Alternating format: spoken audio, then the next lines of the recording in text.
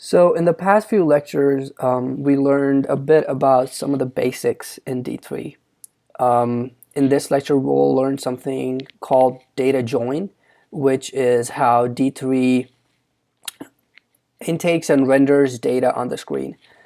This is one of the most, if not the most important aspects to understand in D3. And once you get through this, you'll pretty much be able to do anything in D3. So let's start with some basics first. So I'm going to create a scale.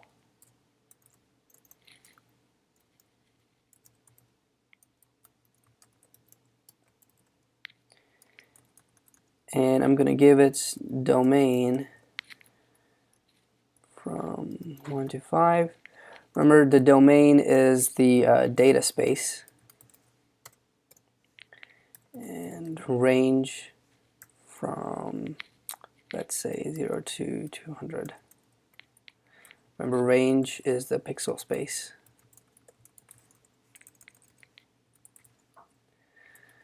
Okay.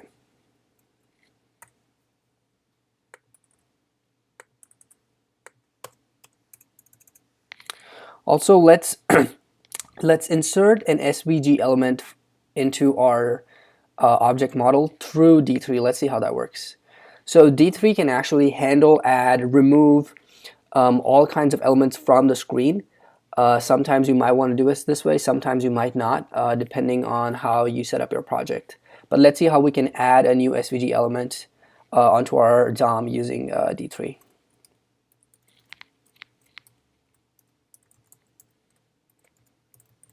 So by this statement, it selects the body and appends an SVG element. So you can append any element here. I want SVG, so I'll append SVG.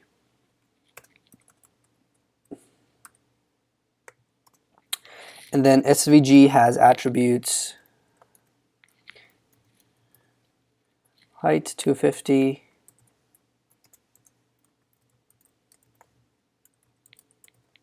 width 250.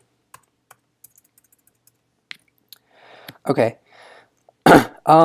So now we have our basic element in the basic element in the DOM setup. Now what we want to do is render some data on it. So let's say I have a very simple data set, which is an array of values, and I want to color code those values, see how that reacts in D3. So I'll just have a function, takes the data and takes a color that you want to represent, and let's see how the rendering looks like. So if I want to render data, for example, 1, 2, 3, with the color, let's say, red, and then I want to change the data, so I'll just call that function again, and I want to render data 1, 2, 3, 4, 5 with the color, let's say, blue.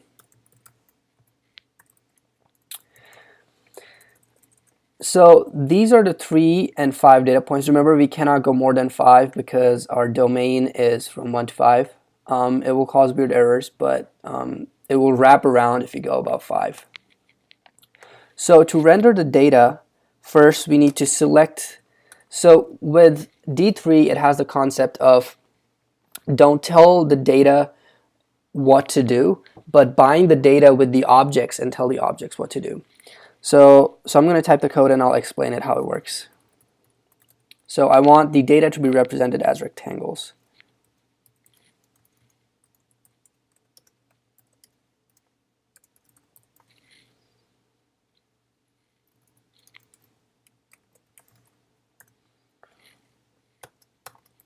So here I create a rectangles variable and I select from the SVG element, which I created here, I select all rectangles, but there aren't any rectangles present in the SVG right now.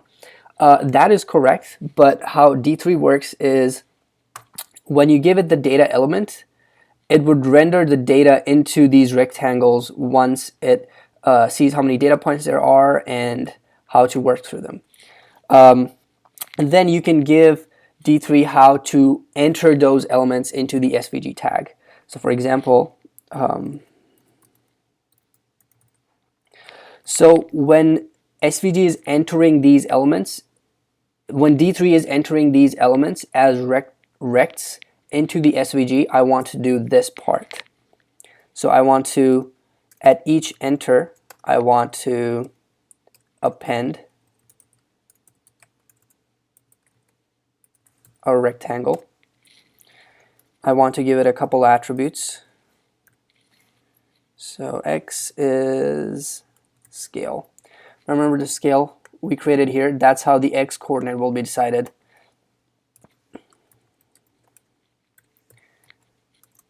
Y will be just 50, so in a straight line. And width is, let's say, 20. Height is also, let's say, 20. And then fill up.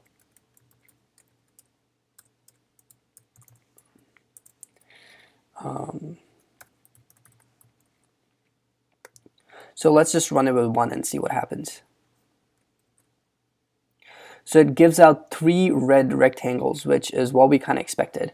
So what D3 does is it takes this rectangle variable, and the rectangle variable maps all the data points into rect. It selects all the rectangles in the SVG element and maps all the data points to these rects. Now, well, the rect needs to know how to enter new elements, because initially the data set that the D3 has on the SVG element is empty, but it's trying to enter 1, 2, and 3 elements in it.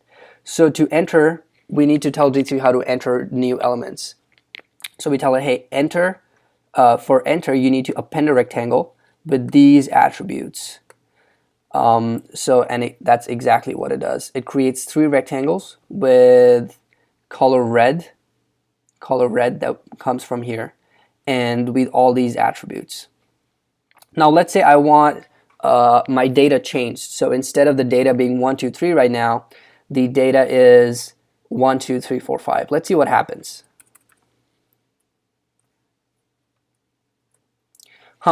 So if I refresh it, the first 3 elements are still red, and the last 2 that it showed up were blue. But I kind of wanted all of mine blue. Why did it not change the color of these 3 blue? The reason for that is how D3 appends new data elements is it sees the first element's already present on the screen, so it doesn't touch it. The second element is also already present on the screen, so it doesn't touch it. The third element is also present, so it doesn't touch it. The fourth and fifth one are the new elements.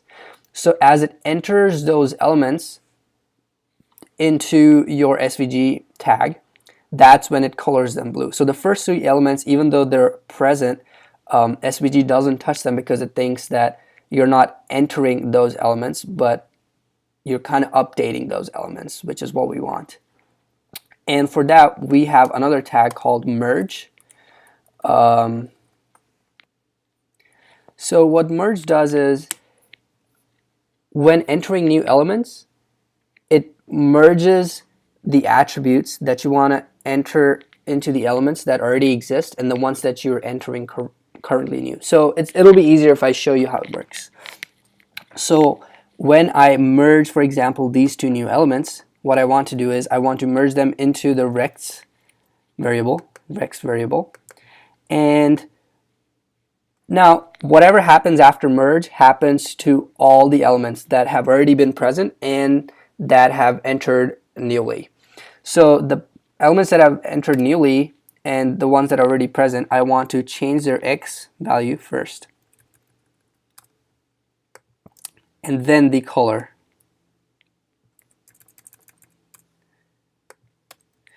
The reason for changing the X2 is because when new elements are entered, I want their domain to be mapped to their respective range. So let's see what happens now. Okay, so now all of them are blue, but if I back it up a little bit, if I do it without the merge,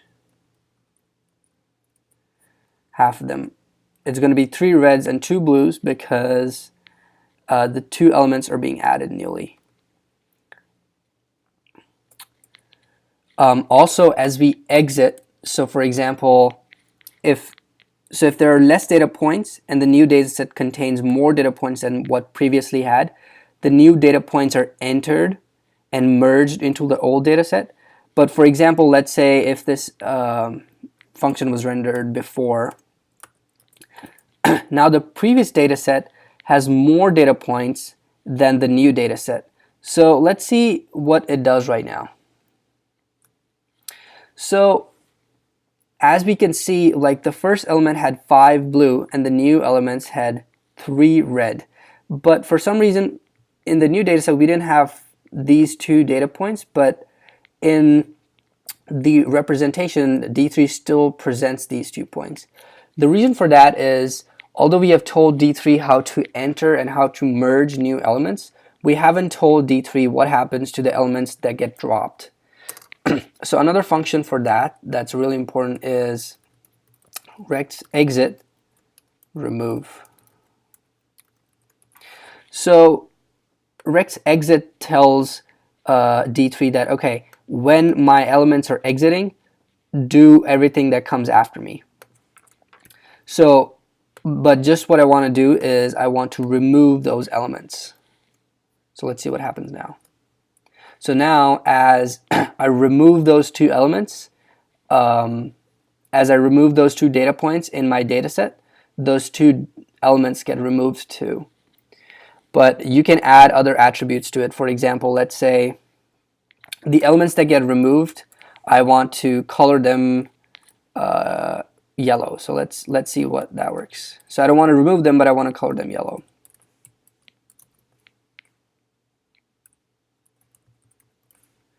Let's see what this does. So now the two new elements that were supposed to be dropped, they don't get dropped, but they're colored yellow.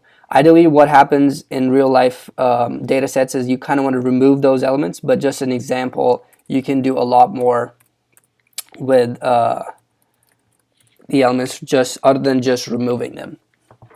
So this is, if you understand this, data join is one of the most important concepts in D3. You can append as many attributes as you want here, and with exit too. You can really build beautiful data maps and other things using just these simple concepts. So I'll show you guys an example. For example, this is something I just made like 20 minutes ago.